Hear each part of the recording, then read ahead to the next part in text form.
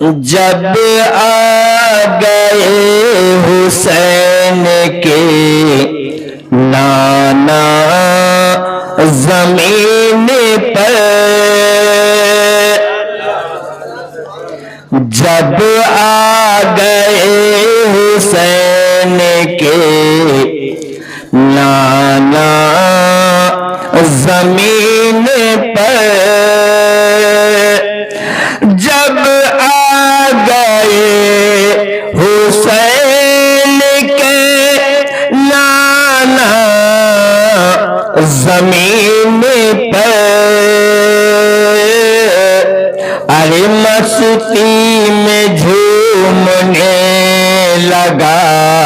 کعبہ زمین پر، مستی میں جھومنے لگا کعبہ زمین پر، اور تیروں سے جسم چور ہے اوہ عشق دیکھیے، تیروں سے جسم چور ہے وہ عشق دیکھیے، تیروں سے جسم چور ہے وہ عشق دیکھیے، اے ایسا کیا حسین نے سجدہ زمین پر۔ آپ لوگوں نے یہ سنا ہے اور تاریخ شاہد ہے کہ سجدے تو اوروں نے کیا، سجدے تو اوروں نے کیا، لیکن اے حسین تیرا نیا انداز ہے، سجدے تو اوروں نے کیا لیکن اے حسین تیرا نیا انداز ہے، کیوں؟ اس لیے کہ تو نے وہ سجدہ کیا کہ جس پر خدا کو ناز ہے، تو نے وہ سجدہ کیا جس پر خدا کو ناز ہے، ارے تیروں سے جسم چور ہے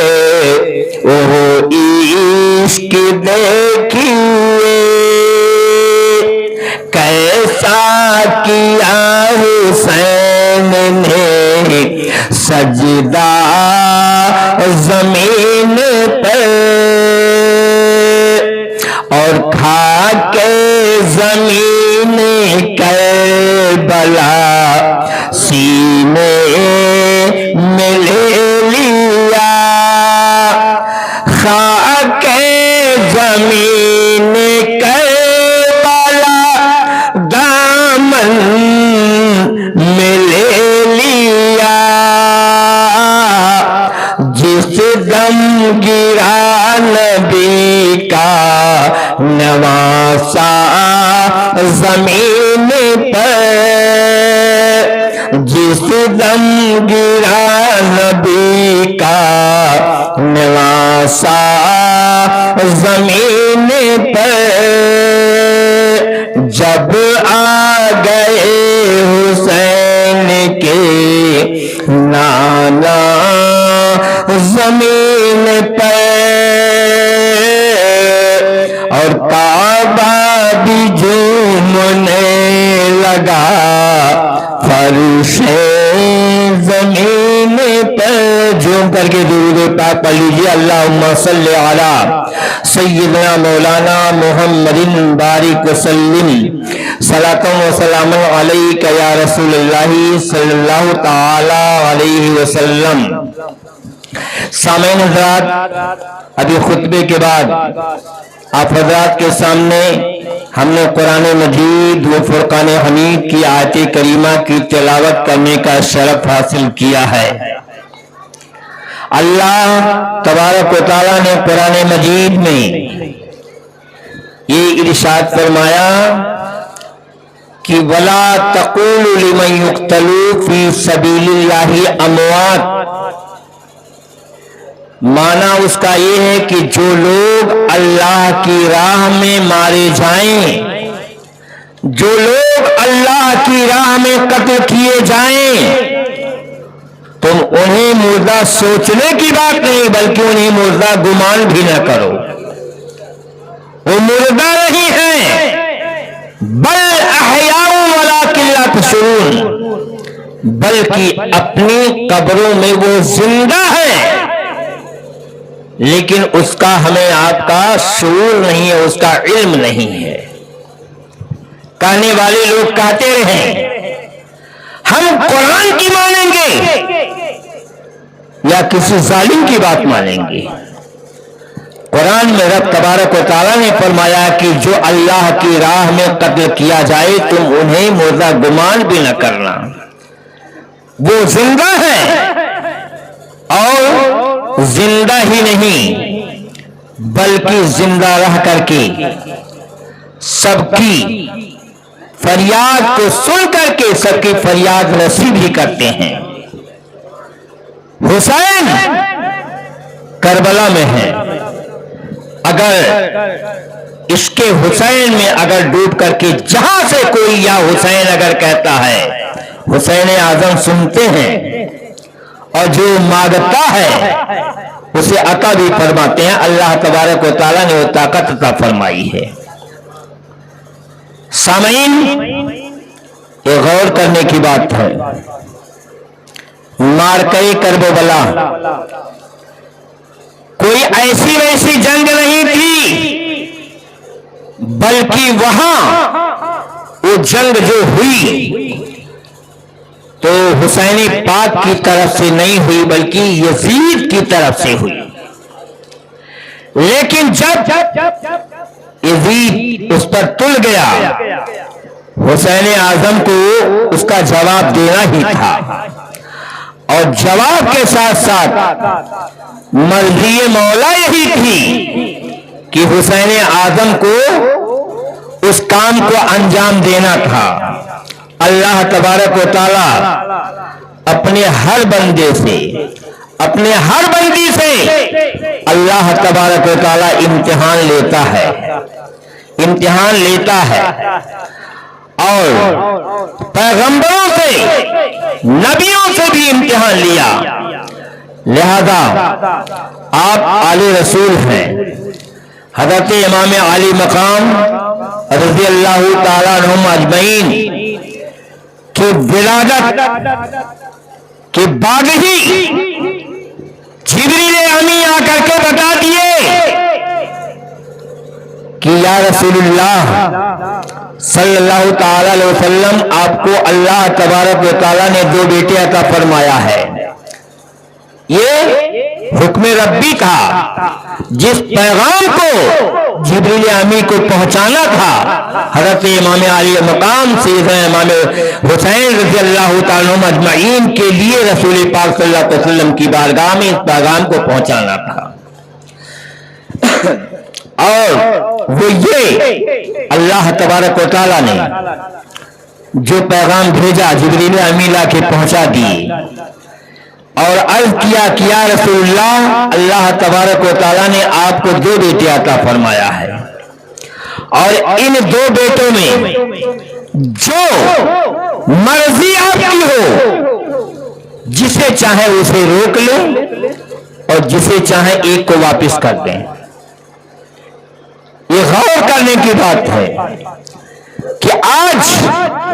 اگر اپنے کھیت میں کوئی اگر پھروا چلاتا ہے تو بہت کم دیکھے ہوں گے کہ مٹی اٹھا کر کے وہاں پھینکتا ہو، بلکہ اس کا جو نشانہ ہوتا ہے، مٹی کھودی جاتی اس کو اپنے سامنے ہی لایا جاتا ہے، یہی تو ہوتا ہے۔ لیکن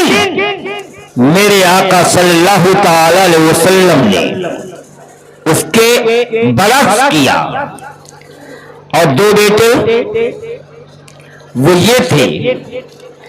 کہ ایک بیٹا اللہ تبارک و تعالیٰ نے میرے آقا صلی اللہ علیہ وسلم کو عطا فرمایا تھا، اور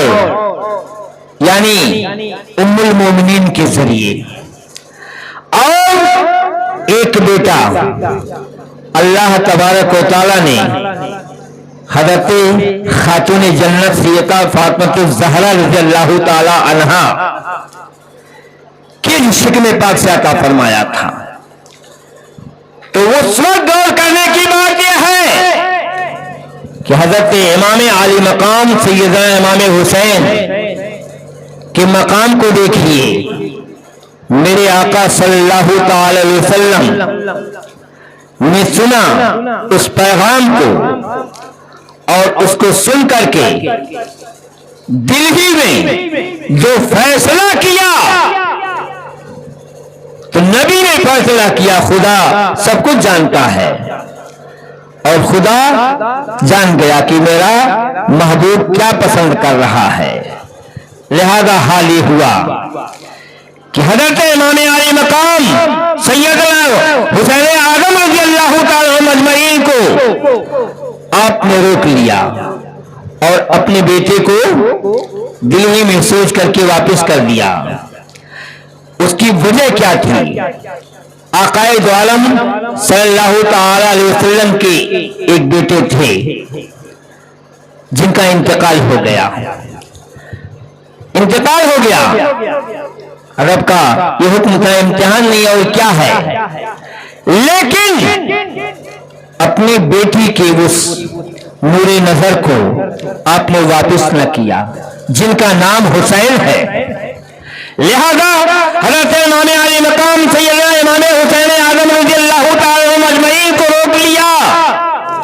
میرے آقا نے فیصلہ کیا کہ اگر میرا بیٹا اگر واپس ہو گیا، واپس کا مطلب یہی کہ اللہ کا جو پیغام تھا وہ آ گیا، یعنی اللہ ایک کو واپس بلانا چاہتا ہے، یعنی اس کا انتقال ہو جائے گا. تو اپنی بیٹی کے بیٹے کو آپ نے ترجیح دیا اور ترجیح یہ دیا کہ اگر میرا بیٹا واپس چلا جائے گا تو صرف مجھے احساس ہوگا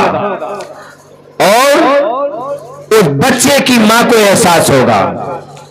حالانکہ اس کا احساس پوری دنیا کو ہوا. لیکن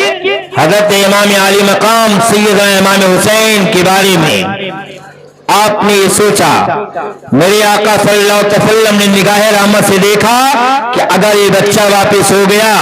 تو بہت سارے کام انجام دینا ہے، وہ دوسرے سے ہو نہ ہو. اور دوسری بات یہ ہے کہ اگر یہ بچہ واپس ہو جائے گا تو فاطمہ روئیں گی اور فاطمہ کے رونے سے زمین تھلا جائے گی، آسمان کانپ جائے گا، زمین و آسمان رونے لگیں گے. لہذا فیصلہ یہی ہوا تو روک لیا حسین اعظم کو. سرکار امام علی مقام سیدنا امام حسین رضی اللہ تعالی عنہ اجمعین باحیات رہے اور ان کے ماموں کا تو انتقال ہو گیا. چلیے ٹھیک ہے. اور وہ اس لیے کہ اس سے پہلے جو پیغام آیا، پیغام کو سن کر کے آپ نے فیصلہ دے دیا، رب نے جان لیا، ہو گیا. لیکن حضرت امام علی مقام سیدنا امام حسین رضی اللہ تعالی عنہ اجمعین نے وہ کام انجام دیا کہ جو کربلا میں جو جنگ ہوئی، وہ جنگ کوئی دنیا کے خاطر نہیں، تاج پوشی کے لیے نہیں، مال و دولت کے لیے، شہرت کے لیے نہیں ہوئی تھی، بلکہ اسلام کی بقا کے لیے، اسلام کے تحفظ کے لیے حضرت امام علی مقام سیدنا امام حسین رضی اللہ تعالی عنہ اجمعین نے جو اہل بیت کا نذرانہ پیش کیا، جوان بیٹوں کا نذرانہ پیش کیا، اسلام کے تحفظ کے لیے اور تخت و تاج کے لیے نہ کیا تھا. اس دور میں یزید نے کہا تھا کہ اے حسین جنگ روک دو، اے حسین میری بات کو مان لو، جو تم کہو گے وہ میں تمہیں دے دوں گا، دولت چاہو تو دولت دے دوں، اگر شہرت چاہو تو شہرت دے دوں، لیکن تم میرے ہاتھ پہ ہاتھ دے کر کے تم مجھے مان لو، صرف یہی تو بات تھی، مجھے مان لو۔ لیکن میرے حسین نے فرمایا کہ اے یزید، یہ وہ ہاتھ ہے کہ جس ہاتھ کلائیوں کو، اگلیوں کو میرے نانا جان چوما کرتے تھے، اور یہ وہ ہاتھ ہے کہ جس ہاتھ کے ہتھیلی سے اپنے نانا جان کی زلف منبر کو پکڑ کر کے میں گھوما کرتا تھا، میرے نانا جان گھمایا کرتے تھے۔ لہذا اس لیے ان زلفوں کا دیدار نہیں ہوا تھا، بلکہ اس لیے ہوا تھا کہ جتنے بال میرے ہاتھوں میں آتے تھے اس کو پکڑ کر کے میں گھوما کرتا تھا، میرے نانا گھمایا کرتے تھے۔ ہر بال وہ گواہی دیں گے، لہذا ان بالوں کا صدقہ کہ میں نے جو ان بالوں کو پکڑ کر کے، ان زلفوں کو پکڑ کر کے کھیل کھیلا ہے، تو آج اس کا حق ادا کرنے کی باری آ گئی ہے۔ لہذا ایک ظالم، فاسق و فاجر، ایک ناپاک کے ہاتھ پہ ہاتھ حسین نہیں دے سکتا ہے، جان دے سکتا ہے رب کی رضا کے لیے، اسلام کے تحفظ کے لیے، لیکن ایک شرابی، عیاش، ایک زانی کے ہاتھ پہ ہاتھ حسین نہیں دے سکتا ہے۔ لہذا ہوا یہی کہ آپ نے ہاتھ نہ دیا، اور یہاں تک کہ میں نے ایک تاریخ میں پڑھا کہ بھارت جب آزاد ہوا تو جو پہلے پردھان منتری بنے، پنڈت جواہر لال نہرو جیسی شخصیت نے یہ لکھا کہ کربلا میں جو جنگ ہوئی تھی وہ جنگ شہرت کے لیے، دولت کے لیے نہ ہوئی تھی، بلکہ وہ حق و باطل کی جنگ تھی۔ وہاں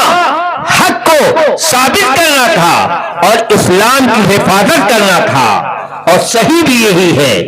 کہ حسین اعظم نے وہاں جنگ نہیں کیا، بلکہ اسلام کو بچایا ہے، اسلام کو بچایا ہے، اور اسلام کو اہل بیت کے خون سے رنگ دیا، اور آخر میں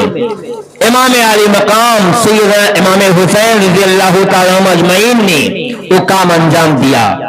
جس کا انتظار تھا، اور کس کو تھا؟ رب کو تھا۔ اور میں آپ کو بتاؤں کہ حضرت خواجہ غریب نواز، خواجہ معین الدین چشتی اجمیری سنجری رحمت و رضوان کی مزار پاک پہ آپ لوگ اجمیر شریف گئے ہوں گے، یا اگر نہ گئے ہوں گے تو آپ نے سنا ہوگا، تاریخوں میں سنا ہوگا، علماء کی تقریر میں سنا ہوگا کہ جب آپ اجمیر کی دھرتی پر تشریف لے آئے، اور تشریف لانے کے بعد اللہ کے جو دیوانے ہوتے ہیں، اللہ کے جو نیک بندے ہوتے ہیں، اللہ کے بھیجے ہوئے جو نبی ہوا کرتے ہیں، وہ جو کام کرتے ہیں وہ اپنی مرضی سے نہیں بلکہ مرضی مولا سے وہ کام انجام دیتے ہیں، جو خدا کی مرضی ہوتی ہے وہی کام وہ کرتے ہیں۔ لہذا حضرت امام علی مقام سیدنا امام حسین رضی اللہ تعالیٰ عنہ اجمعین کی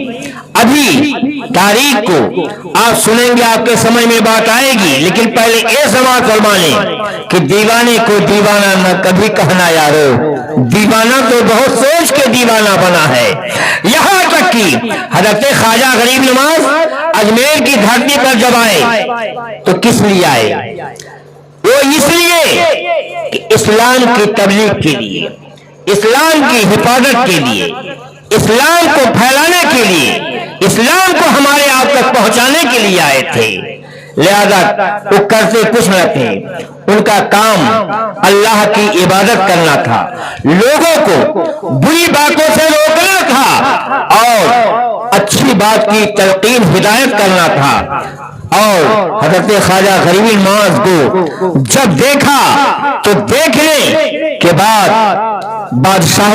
اس وقت کا جو راجا تھا اس راجا نے تو یہی کہا تھا کہ ایسا ہے کہ جب جا کر کے اس کے خادموں نے بتایا, اس کے وزراء نے بتایا, کہا کہ ایسا ہے کہ راجا صاحب وہاں جو ہے ایک جو فقیر آیا ہوا ہے اور فقیر کے ساتھ میں کچھ لوگ اور بھی ہیں, وہاں رہ رہے ہیں, وہاں کا پانی پی رہے ہیں اور انا ساگر کا, لہذا وہاں رہ رہے ہیں اور چل کے دیکھیے. تو کہا کہ ایسا دیکھنے کی کوئی ضرورت نہیں ہے, کب سے ہے؟ کہا 2-3 دن ہو گیا ہے. کہا اچھا ٹھیک ہے, آخر کوئی ڈسٹرب؟ کہا ہاں, اس کے وہاں رہنے سے جو ہے وہاں لوگ جاتے ہیں تو جا کر کے جانے کے بجائے واپس چلے آتے ہیں. کہا کیوں؟ کہا ہمارے خوف کے. حالانکہ خوف کی بات نہیں تھی, کچھ دیوانے تھے جو دیکھ کر کے جو ہے وہ ادب و لحاظ کر کے وہاں سے چلے آتے تھے اور کچھ لوگ وہاں تک پہنچتے تھے. لیکن جب اسلام کی تبلیغ ہونے لگی تو اسلام کو مٹانے کے لیے یہاں تک کہ اس نے یہ حربہ اختیار کیا, یہ طریقہ اختیار کیا کہ اب بات ایسے نہیں بنے گی. لہذا کہا کہ اپنے خادموں سے کہا کہ جا کر کے اس فقیر سے کہہ دو کہ یہاں سے اپنے مسلح کو, اپنی چٹائی کو, اپنے تسبیح, اپنے لوٹے کو لے کر کے کہیں اور چلا جائے, یہاں کی ضرورت نہیں ہے. لہذا آ کر کے لوگوں نے ایسا ہی کہا. تو کہا ایسا ہے, ٹھیک ہے, مجھے جو ہے یہاں بس اتنا, اگر یہی چاہتے ہو تو ٹھیک ہے, یہاں جو ہے جانور چرندوں پرند آ کر کے پانی پیتے ہیں اور اگر میں ایک انسان ہو کر کے اگر اس میں سے تھوڑا پانی اگر پی لیتا ہوں, ہمارے ساتھ میں رہنے والے لوگ پی لیتے ہیں تو کون بڑی بات ہے. کہا نہیں, راجا کا حکم ہے کہ یہاں سے تم چلے ہی جاؤ. اور کہا اچھا ٹھیک ہے, اس پانی سے وضو کر لوں, وضو کر کے 2 رکعت نماز پڑھ لوں اور اس کے بعد جو ہے چلا جاؤں گا. کہا نہیں, اس کی بھی اجازت نہیں ہے. کہا اس کی بھی اجازت نہیں ہے. چلے آئے اور آپ چلے آئے, ایک مقام پر بیٹھ گئے اور بیٹھنے کے بعد یہاں تک کہ کہا ٹھیک ہے, یہاں ایک فقیر نہیں بیٹھ سکتا ہے, تمہارے اونٹ بیٹھیں گے, تمہارے جو جانور ہیں وہ بیٹھیں گے, تو ٹھیک ہے وہی بیٹھیں. اتنا کہنا ہی تھا کہ کہا کر کے دعا چلے آئے. اور آنے کے بعد حال یہ ہوا کہ جہاں پانی کی بات تھی, حضرت خواجہ غریب نواز نے ایک اشارہ کیا اور اشارہ کرنے سے انا ساگر کا سارا پانی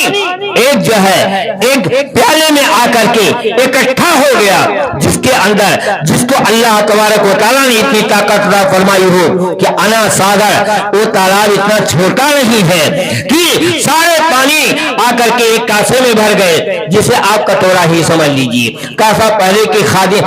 کے جو ہے فقراء لے کر کے چلا کرتے تھے, لوگ بھکاری بھیک مانگنے والے لے کر کے لوگ چلا کرتے تھے. تو چلیے اسی کاسے میں سارا پانی سمٹ آیا. ایک اشارہ میرے خواجہ نے اگر کر دیا تو یہ بتاؤ کہ وہ خواجہ غریب نواز کی ذات ہے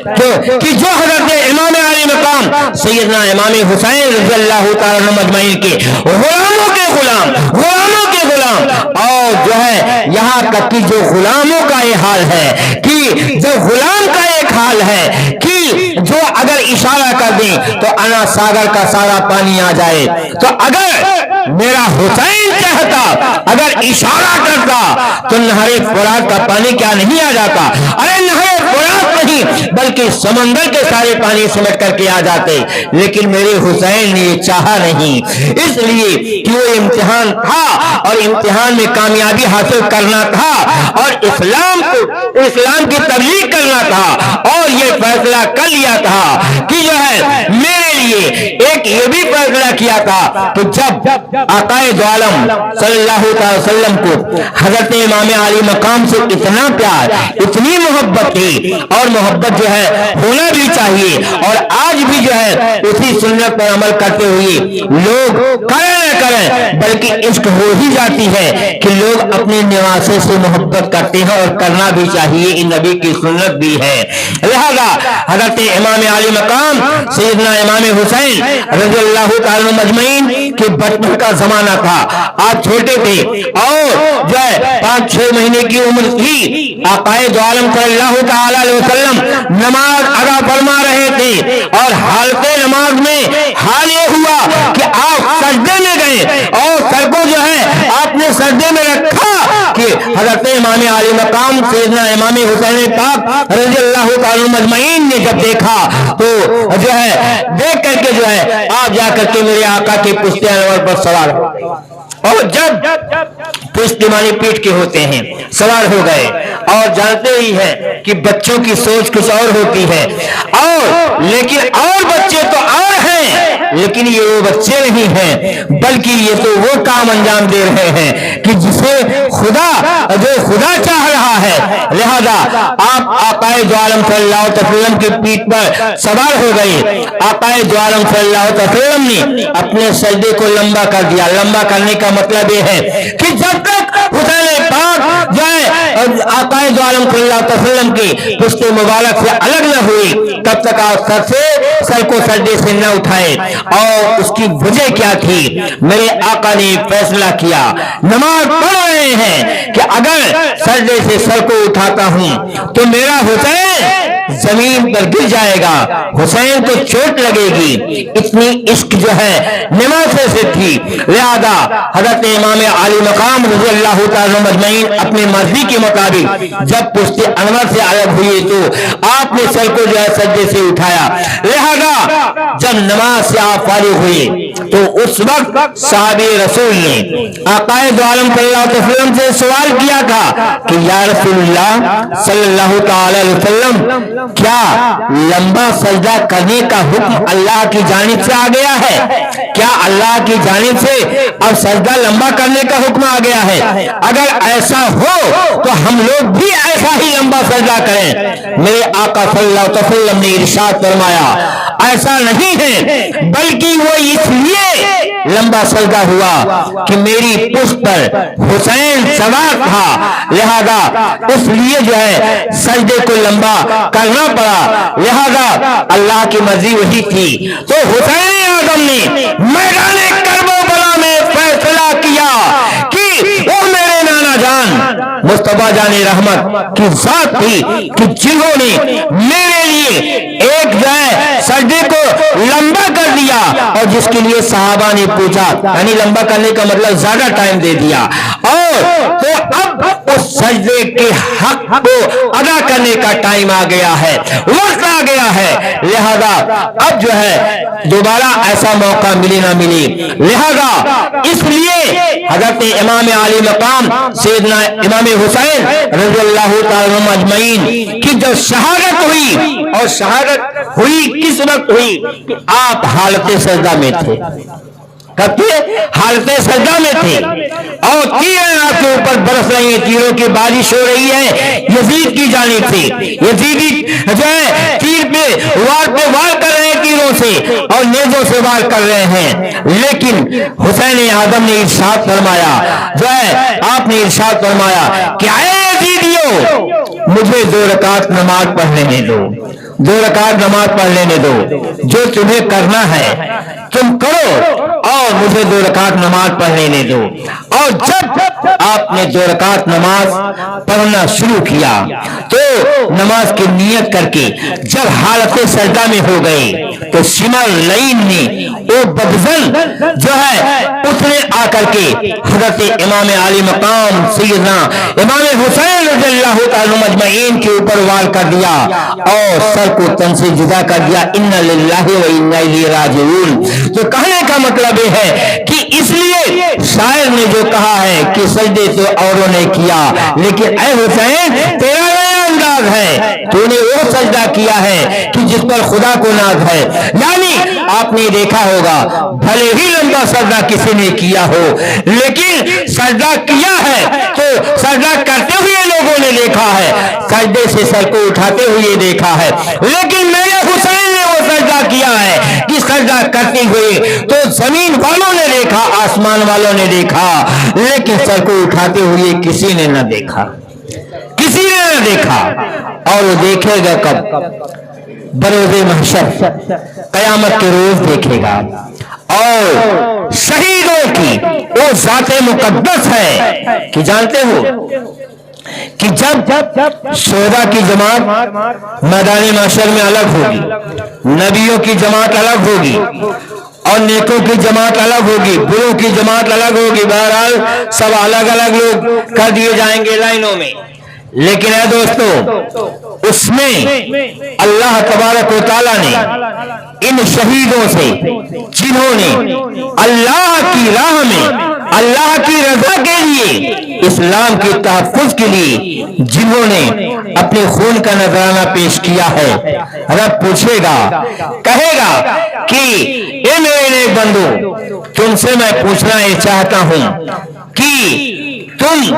یہ جنت میں جانے کے بعد رب پوچھے گا کہ بتاؤ کہ کوئی کمی تو نہیں ہے, کوئی کمی تو نہیں ہے, کوئی ضرورت ہو, کچھ چاہتے ہو تو بتاؤ. تو اس وقت جانتے ہو کیا ہوگا؟ اس وقت ہوگا یہی کہ شہداء کی جماعت ہوگی جس میں جو ہے شہیدوں کے امام, تمام شہیدوں کے امام حضرت امام علی مقام ہوں گے اور یہ کہیں گے کہ اللہ تبارک و تعالیٰ تیری جنت میں کسی چیز کی کمی نہیں ہے, اے اللہ تعالیٰ تیری جنت میں سب کچھ ہے, سارے سامان ہیں, اور سوچا جائے تو سوچنے کے بعد جو ہے ہاتھ بڑھانے کی ضرورت نہیں ہے, منہ کو کھولنے کی ضرورت نہیں ہے, بلکہ وہ چیز آ کر کے حاضر ہو جاتی ہے. لیکن ہاں, یہ اللہ تبارک و تعالیٰ تیری جنت میں ایک مقام نہیں ہے, ایک جگہ نہیں ہے. کیا نہیں ہے؟ ایک جگہ نہیں ہے. تو اس وقت اللہ تبارک و تعالیٰ خطاب فرمائے گا کہ اے حسین یہ بتاؤ کہ کیا نہیں ہے. تو اس وقت جو ہے امام علی مقام, وہ شہید جتنے شہداء کرام ہیں, یہ عرض کریں گے کہ اے اللہ تبارک و تعالیٰ جنت میں مزہ آ رہا ہے, لیکن وہ مزہ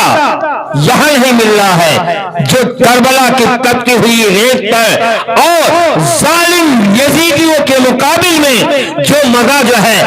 اس وقت آ رہا تھا کہ تلواروں کے جو ہے سائے میں میری گردن ہوتی تھی, میرا سر ہوتا تھا. جو لطف مزہ اس وقت آ رہا تھا اور لطف مزہ آج نہیں مل رہا ہے. لہذا دل یہی چاہتا ہے کہ کربلا کا میدان ہو اور جو ہے ظالم اور کفار کے ہاتھوں میں جو ہے تیز تلواریں ہوں اور اس کے نیچے میرا سر ہو اور اللہ کی راہ میں بار بار قتل کیا جاؤں, پھر زندہ کیا جاؤں, پھر قتل کیا جاؤں, پھر زندہ کیا جاؤں. یہ شہداء کی جماعت ہے. اور کس لیے کیا تھا؟ میدان محشر میں یہ حال ہوگا کہ تو دوستو ان کا مقام ہی الگ ہے. تو آج کہنے والے لوگ تو یہی کہتے ہیں, وہ بدظن لوگ کہتے ہیں کہ جو دنیا سے چلا گیا وہ چلا گیا, لیکن ہر کسی کا جانا ایک جیسا نہیں ہوتا ہے, بلکہ سب کے طریقے الگ ہوتے ہیں, سب کا جانا الگ الگ ہوتا ہے. تو کہنے کا مطلب یہ ہے کہ اللہ کے نیک بندے ہیں, اللہ کے بھیجے ہوئے جو ہے خاص بندے ہیں, تو ان خاص بندوں کا حال یہ ہے کہ انہیں تم کبھی یہ سوچنا بھی نہیں, اس لیے کہ اگر سوچو گے کہو گے تو تم قرآن کے خلاف سوچ رہے ہو, قرآن کے خلاف کہہ رہے ہو, تو حال یہ ہوگا کہ اس کا انجام بھی بھگتنا ہوگا. لوگ کہتے ہیں کہ نبی مر کے مٹی میں مل گئے معاذ اللہ, حالانکہ نبی کی بات تو بات کی ہے, لیکن نبی کے غلاموں سے پہلے ملو کہ قبر میں رہ کر کے جو اللہ کی راہ میں اپنی جان کو پیش کرتے ہیں وہ زندہ ہیں اور زندہ رہ کر کے اپنے رب کی رضا کے لیے وہاں کام انجام دیتے ہیں. یعنی اللہ کے بندے جو ان شہیدوں سے اور ان ولیوں سے جو مانگتے ہیں وہ قبر میں رہ کر کے اللہ تبارک و تعالیٰ جو ہے کہ فضل سے جو ہے اللہ سے دعا کرتے ہیں اور اللہ تبارک و تعالیٰ فوراً سے پوری فرماتا ہے. آپ جانتے کہ نہیں، لوگ اپنے باپ کے نام سے، ہے نا، اپنے باپ کے نام سے ایک مرغا ذبح نہیں کر پاتے ہیں، اسے دکھاوے کے لیے بھلے کر دیں لیکن نہیں کر پاتے ہیں۔ لیکن اکثر و بیشتر یہی دیکھا جاتا ہے کہ اللہ کا کتنا بڑا انعام ہے کہ سال ہر سال ہر مہینے کی 11 تاریخ کو دیکھیں تو حضور بڑے پیر کے نام سے جو ہے کتنے جو ہے بکرے، کتنے مرغے ذبح ہوتے ہیں کہ نہیں ہوتے ہیں۔ اسی طریقے سے اللہ کے جتنے ولی ہیں ان ولیوں کے نام سے ہوتے ہیں، اور آخر کیوں کیے جاتے ہیں؟ اس لیے کہ اس سے ان کو فائدہ پہنچ رہا ہے، وہ بغداد میں ہیں، یہاں سے نام لے رہے ہیں، ان کے دل کی مراد پوری ہو رہی ہے۔ حسین پاک کے نام کی ہم محفل سجا رہے ہیں تو کوئی حسین پاک اور جو شہیدان کرب و بلا کے ساتھ ہمیں احسان نہیں کر رہے ہیں، بلکہ یہ احسان تو ان کا ہمارے اوپر ہے کہ جنہوں نے اپنے جان کی قربانی پیش کر کے، اپنے سر کا نذرانہ پیش کر کے، اسلام کی حفاظت کر کے اسلام کو ہم تک پہنچا دیا، اور اگر اپنی قربانی نہ پیش کیا ہوتا تو شاید آج ہم اس مقام پہ نہ پہنچتے، اسلام کی خوشبو ہم تک نہ پہنچتی۔ تو اس کا خاص مقصد یہ تھا، رب کی مرضی یہ تھی، رب نے پہلے ہی بتا دیا تھا، اور یہ جبریل امی کے ذریعے اس سرزمین کی مٹی کو بھی لے کر کے بھیج کر کے دکھا دیا تھا، اور رسول پاک صلی اللہ علیہ وسلم کی بارگاہ میں جبریل امین اس مٹی کو لے کر کے آئے کہ جہاں حضرت امام عالی مقام سیدنا امام حسین رضی اللہ تعالی مجمعین کو جہاں شہید کیا گیا، اور شہید ہونے کے پہلے ہی اللہ تبارک و تعالی نے اس سرزمین کی مٹی کو جبریل امین کے ذریعے پیش کر کے دکھا دیا تھا۔ تو یہ بھی ایک بہت بڑا امتحان تھا۔ تو امتحان دینے والے تو بہت سارے لوگ جاتے ہیں لیکن کامیاب کم ہی لوگ ہوتے ہیں۔ اگر سارے لوگ کامیابی ہو جائیں تو پورے جو ہے دیش کے لوگ اگر ضلع ادھیکاری ہی بن جائیں تو بتائیے چھوٹا ادھیکاری کون بنے گا، ہے نا، چھوٹا ادھیکاری کون بنے گا؟ لہذا جس کی قسمت کا ستارہ چمکتا ہے وہی امتحان میں کامیابی حاصل کرتا ہے۔ تو حضرت امام عالی مقام کو کسی چیز کی کمی نہیں تھی، بلکہ ان کو اپنی قسمت کا ستارہ چمکانا نہیں تھا، بلکہ وہ ستارہ تو پہلے ہی سے چمک رہا تھا، اس لیے کہ وہ جو ہے آلے رسول ہیں، اور یہاں تک کہ جو ہے وہ خاتون جنت کے بیٹے ہیں، اور آپ کو کس چیز کی کمی تھی؟ وہاں کو مقصد یہ تھا کہ ہم گنہگاروں کے جو ہے ایمان کو چمکانا مقصد تھا، اسلام کو ہم تک پہنچانا مقصد تھا،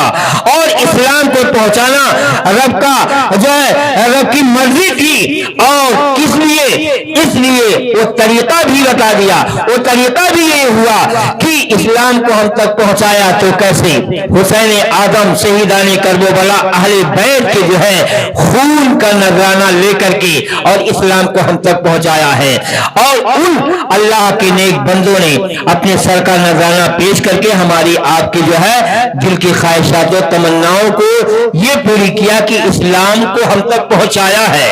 اسلام کو ہم تک پہنچایا ہے۔ اور اگر انہوں نے یہ نذرانہ پیش نہ کیا ہوتا تو ہم شاید گمراہ بھی ہو سکتے تھے۔ اس زمانے میں جانتے ہو لوگ کہتے ہیں ایسا ہمارے لیے ہے نا، خاص کر کے کوٹ عدالت میں ایسا ہوتا ہے، یہاں سے لے جاتے ہیں بریزے، کہتے ہیں آج بہرائی چلو تھوڑا سا کام ہے، کہتے ہیں کون نے کہا نہیں چلو بتائیں گے، ساتھ میں جو ہے چلو بتائیں گے، اور جب وہاں جاتے ہیں تو ان کو وہاں جا کر کے بڑھیا قسم کا حلوہ، بڑھیا قسم کا سموسے کھلا کر کے ان کو خوش کر لیتے ہیں، کہتے ہیں یار ایک کام کرنا تھا۔ کہا کیا؟ کہا ایک مقدمہ ہو گیا ہے اور مقدمے میں ایسا کام تو ہوا نہیں، لیکن یار ہمارے لیے تھوڑا سا جھوٹ بول دو، ہے نا، جھوٹ بول دو، ہے نا۔ تو کورٹ پر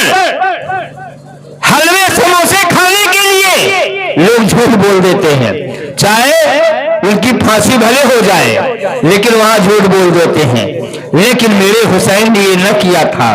میرے حسین نے اس لالچ میں نہ کیا تھا، بلکہ اس لیے کیا تھا کہ تاکہ میرے نانا جان کی امت کا ایمان سلامت رہے، اس لیے میں آپ کو یہ بتا دوں آخری میں، شیرنی آ گئی ہے، اشارہ ہو گیا تو کہ اللہ تبارک و تعالیٰ کی قدرت دیکھیے کہ ہمارا اسلامی جو سال ہے، اسلامی سال کا جو پہلا مہینہ ہے اس کا نام محرم ہے نا، اس کا نام کیا ہے؟ محرم۔ اور محرم سے ہمارے اسلامی سال کے پہلے مہینے کی شروعات ہوتی ہے، اور آخری مہینہ کون ہے؟ ذی الحجہ، یعنی آخری 12واں مہینہ ذی الحجہ شریف کا۔ دیکھیے کہ محرم شریف کی 10 تاریخ کو اللہ تبارک و تعالیٰ نے اپنے پیدا کیے ہوئے اپنے بندوں، نیک بندوں کے خون کا نذرانہ قبول کیا ہے، اور جب سال کا آخری مہینہ آتا ہے تو بعینہ 10 ذی الحجہ کو بھی وہاں یا حضرت امام حسین امتحان میں ہے، اور آخری مہینے میں حضرت سیدنا ابراہیم علیہ السلام اور ان کے بیٹے حضرت اسماعیل ذبیح اللہ امتحان میں ہے۔ تو دوستو، کہنے کا مطلب یہ ہے کہ صرف محفلیں کرا کر کے اور صرف مجلسیں کرا کر کے حق ادا نہیں ہوگا، بلکہ آخر میں میں یہ کہنا چاہتا ہوں، بس 2 باتیں آخر میں کہنا یہ چاہتا ہوں، ایک منٹ آخر میں یہ کہنا چاہتا ہوں کہ جو کچھ ہو، محفلیں کتنا کر لو، لنگر کتنے جاری کر دو، لیکن حق ادا نہیں ہوگا۔ حق ادا تب ہوگا کہ جو میرے حسین نے کیا وہ تم کرو۔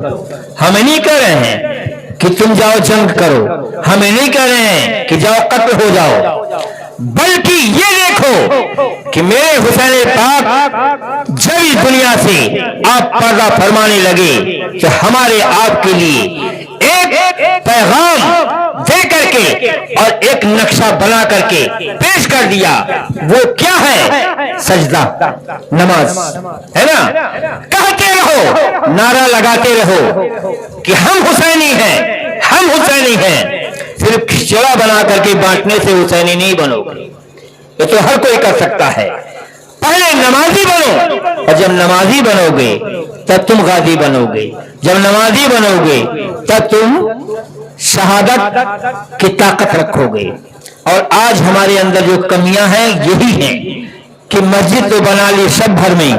ایمان کی حرارت والوں نے، من اپنا پرانا پاپی تھا، برسوں میں نمازی بن نہ سکے۔ آج ہماری قوم میں سب سے بڑی کمزوری، سب سے بڑی کاہلی یہی ہے، مسجد میں چندہ دے کر کے مسجد بنوا دیں گے، اونچی میناریں بنا دیں گے، لیکن نماز سے بہت غافل ہے نا، بہت غافل ہے۔